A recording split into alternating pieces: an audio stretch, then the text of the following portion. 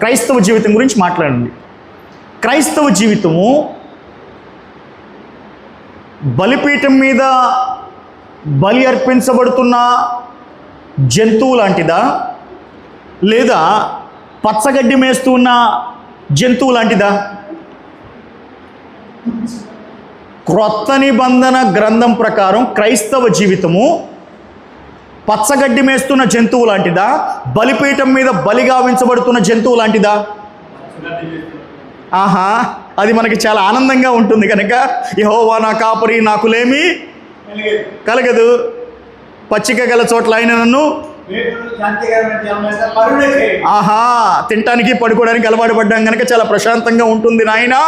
కానీ రోమాపత్రిక 12:1 చదవండి. రోమాపత్రిక 12:1 ఏమన్నాడు?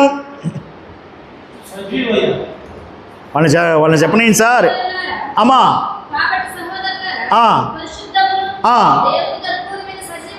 సజీవ యాగము అంటే అర్థం ఏంటి? యాగము అంటే ఏమిటి? బలి, అంతేనా? యాగం అంటే బలి. సజీవ యాగం అంటే బ్రతికుండగానే దేవుని కోసం బలి అర్పించుకున్నవాడే విశ్వాసి.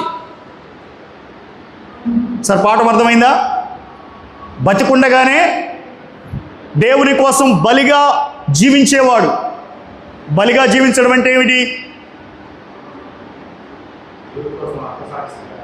హతసాక్షి కాదు, కోరికలు చంపుకునేవాడు, ఆకర్షణలకు లోను కాకుండా అణుచుకునేవాడు, శోధనలు వచ్చినప్పుడు దేవుని మీద తిరగబడకుండా అడ్డుపడేవాడు, శోధనలు వచ్చినప్పుడు దేవుని పైన తిరగబడకుండా అడ్డుకునేవాడు, ఆపుకునేవాడు, అణుచుకునేవాడు. సజీవ యాగం.